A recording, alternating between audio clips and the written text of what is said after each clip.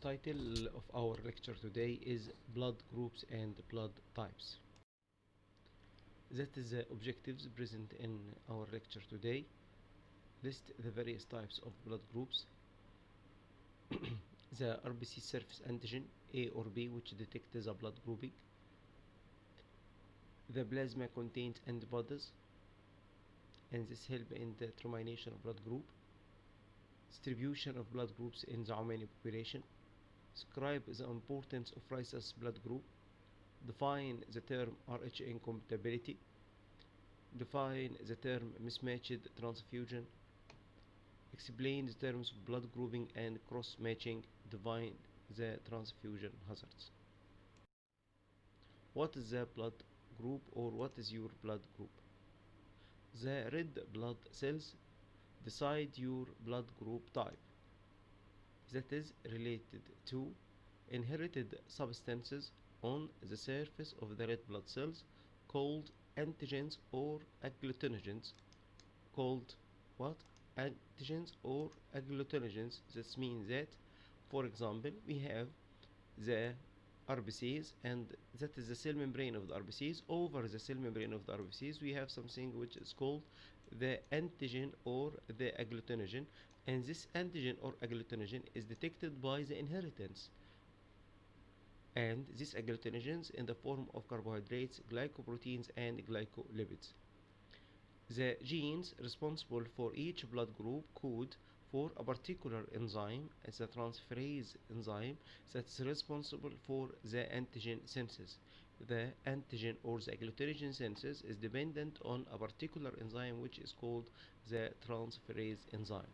Regarding to the agglutinogen or the antigen present on the cell membrane of your RBCs, your blood group will be detected. If you are belonging to the blood type A, you will have the antigen A on the cell membrane of the RBCs, while if you have the antigen B, your blood type will be of the B type. The presence of both antigen A and B give you the category of the blood group AB. Absence of the antigens on the surface of the RBCs give you the blood group O. So, regarding or according to the antigen present on the cell membrane of the RBCs, your blood group will be detected. Remember that there is no O antigen. There is no O antigen. O locus has a single base pair deletion. The O locus has a single base pair deletion, and this lead to the absence of both antigens A or B from the surface of the RBCs. So antigen expressed on the surface of the red blood cell. Antibodies. Your cell membrane of the RBCs is containing antigens, and your plasma is containing something which is called the antibody. For example, we have something called anti-A and anti-B are naturally occurring and usually develop at the age of the 3 months. This means that when you come to the world, you have only the RBCs and the antigen. For example, the antigen A is present on the cell membrane of the RBCs, and you don't have antibodies. And with exposure to the environmental infections and exposure to the bacteria, exposure to the food, we have something which is the start of the formation of the antibody. If you are having the antigen A on your RBCs, you will have something which is called the anti-B. You will have in your plasma anti-B. So the blood group subject, or the subject with a blood group A containing agglutinogen A on the membrane of the RBCs, and the plasma is containing the anti-B. Probably there are A and B like carbohydrates in the environment, and this is important for the selection of the blood type for your patients.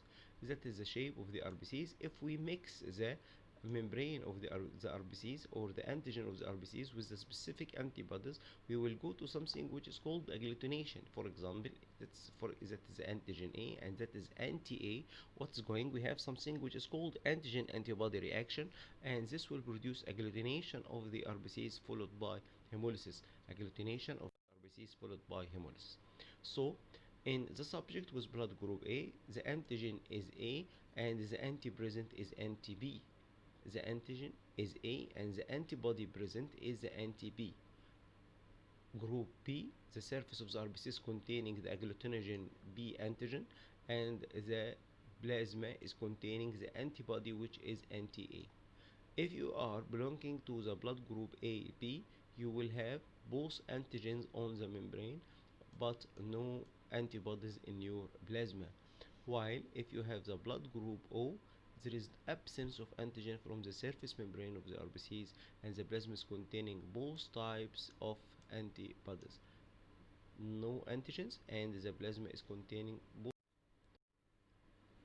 Normally, plasma does not contain anti-Rh antibodies either in the Rh positive or Rh negative persons. Both of them has no anti-Rh in their plasma. If Rh positive blood is transfused to Rh negative person, the immune system will form anti-Rh antibodies that remain in the blood. If a second transfusion of Rh positive blood is given later, agglutination and hemolysis of donated blood will occur.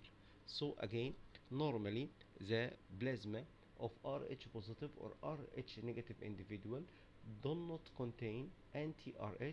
Anti-Rh is usually formed in Rh negative person when this Rh negative person exposed to Rh positive blood as occurring with transfusion of Rh positive blood to Rh negative person. At this condition, the immune system will start to form the anti-Rh antibody. These are anti-Rh antibodies remain in the blood, and if a second transfusion of Rh positive blood occur, we have agglutination and hemolysis of the donated blood. That is the blood types in the United States and the percentage of the different blood groups. You will find that most of the people are belonging to the blood group O and A, and the amounts of B and AB are less than O and A. That is the distribution in the Western Saudi, and also the Rh positive is representing about 95% and the negative is 5%. Most of the people are of the group O and A. We have other antigens can help in more specification of the blood group, either a carbohydrate based antigen or protein based antigen. What is the importance of determination of blood group? Mainly for the process of transfusion. Transfusion is the transfer of the whole blood or blood component, maybe RBCs or plasma only, of one person into the bloodstream or directly into the red bone marrow of another person. So we have something which is what? The process of transfusion. The meaning of transfusion, either donation or transfusion of a whole blood or a blood component into the bloodstream or into the bone marrow. Transfusion is most often given to correct or treat anemia or increase in blood volume after severe hemorrhage or to improve immunity. So the process of transfusion is usually, or the indication include the severe anemia or the condition of shock or the blood loss. We have to give the subject whole blood or to increase the immunity by giving white blood cells. Donated blood can be separated into various components to make better use of it. Whole blood cell is fractionated into units like bagged red blood cells, fresh frozen plasma. This can be given to subject with chronic liver disease to increase the plasma level of albumin. If we have a subject with a chronic liver disease and have defect in albumin, we can correct this defect in albumin or increase albumin by giving plasma. Also, if we have a subject with hemophilia or deficiency in the clotting factor, we can correct it by the giving of plasma. Platelets in a subject with thrombocytopenia, we can give them platelets. With subject with leukopenia or decrease in the white blood cells, we can give them white blood cells. Albumin, coagulation factors, and antibodies can be individually collected. Transfusion reaction. What is the meaning of transfusion reaction? Transfusion reaction occur when mismatched blood is infused. if you are going to produce something which is called incompatible blood transfusion. You are going to transmit or give blood transfusion of different blood groups, not of the same blood group. In this condition, the donor RBCs are attacked by the recipient plasma agglutinins or antibodies. The RBCs, okay, which is containing antigen on their membranes, will be attacked by what? By the antibodies present in the plasma of the recipient. That is the RBCs of the donor, and that is the antibodies of the recipient. We have here a reaction between the antibodies that are from the recipient to the RBCs from the donor, and this is producing agglutination, and meaning that clumping and collection of the RBCs, and this is followed by the process of breakdown of the membrane of the RBCs and the hemolysis. Agglutination, clumping of the RBCs may produce closure of the capillaries, and this usually produces ischemic attacks. For example, closure of the blood flow or disturbing the blood flow to the skeletal muscle cause ischemic pain in the skeletal muscle. Hemolysis, rupture of the RBCs and releasing of the hemoglobin into the bloodstream, and we know that this hemoglobin will be fractionated into heme and globin. Heme is going to be converted into bilirubin, and as we know that when it is converted into bilirubin, it may produce jaundice or the yellowish discoloration of the skin membrane when we have marked increase in the plasma level of bilirubin. Diminished oxygen carrying capacity, so we have here anemic hypoxia due to decrease in the oxygen carrying. Free circulating hemoglobin participates in kidney and renal failure. How can this occur? The hemoglobin, which is escaped from the RBCs, can be deposited in the renal tubules, block the renal tubules into by changing into something called acid hematine.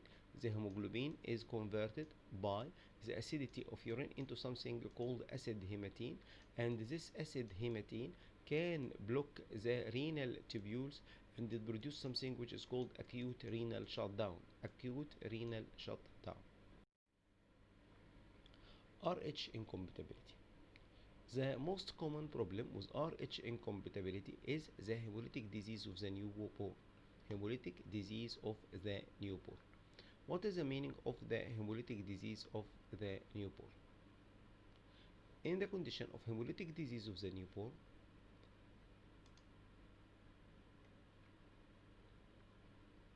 we have RH positive male married to RH negative female, and what's happened? There is something which is called small amount of fetal blood, which is usually RH positive blood, which is usually what? RH positive blood. We have male and female.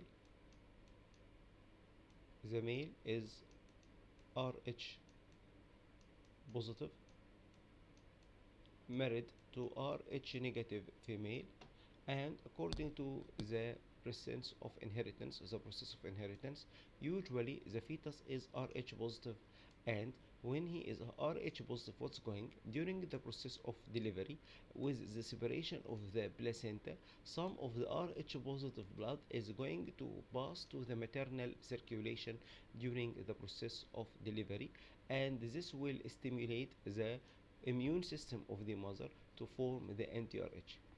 If the pregnant woman is RH positive, no problem. When the pregnant woman is RH negative, we have two possibilities. If the fetus is RH negative, no RH incompatibility, but the problem occur with the RH positive fetus. The first RH will not be affected, this baby is not be affected, but the problem will be in the next pregnancy when the mother have something which is called anti-RH. The mother immune system produce anti-RH, and this will attack the RBCs of any future RH positive fetus. This will attack the RBCs of any future RH positive fetus, producing agglutination and hemolysis of the fetal RBCs. The agglutination and hemolysis of the fetal RBCs may produce anemia in the next baby, or may produce jaundice And in certain situations, the condition may be complicated with anemic heart failure and death. With severe condition, it may be complicated with anemic heart failure and death. That is the changes that appear in the hemolytic disease of the newborn. All Rh negative mothers should receive Rh gum injection or RHO gum injection, which is anti-RH antibodies. We are going to give the mother anti-RH antibodies. Why? This during the soon after delivery or miscarriage. Soon after delivery or miscarriage, we are giving them anti-RH from outside. This anti-RH from outside is going to bind to the fetal Rh positive antigen, and this will prevent the immune system from the formation of the anti-RH by itself, preventing the mother from being sensitized. So the Rh antibodies we give from outside bind to the fetal Rh positive antigen RBCs that transfuse to the mother during the process of labor, and it inactivates it. Mother immune system will not produce its own anti-Rh antibodies, so we prevent the immune system of the mother from the formation of anti-Rh, and this should be repeated with any subsequent pregnancy or miscarriage. Prevent the next or hemolytic disease of the newborn in the next pregnancy should be repeated after each delivery. That is the procedures we did for making something which is a blood typing. When the serums containing anti-A or anti-B agglutinins, agglutination will occur between the agglutinin and the antibody, between the agglutinogen and the antibody. For example, that is the universal anti-A and that is the universal anti-B. All over the world, the anti-A is blue in color and the anti-B is yellow in color. And that is the shape of agglutination. The clumping of the RBCs will appear like this. And if we have something like this means that the blood group is A. And with anti-B agglutination, this means that the blood group is B. Both are agglutinations. This means we have both antigen here, that's AB.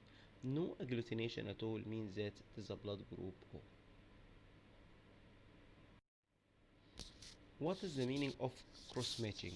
Cross-matching is a specific test done usually to detect the incompatibility by mixing RBCs from the donor with plasma from the recipient.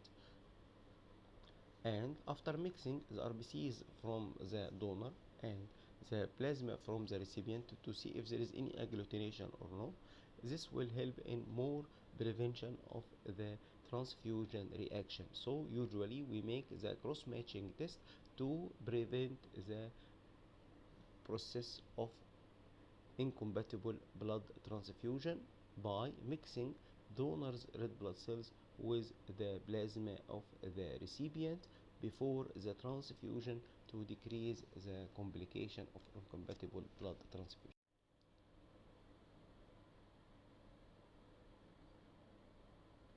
If there is blood group A and this anti-B agglutinins of a type A recipient, we don't have any reaction, no agglutination, so that can go on with blood transfusion. But if we have here a reaction between type B donor with anti-B, there is agglutination, this will lead to hemolysis. That is the results with the cross matching test.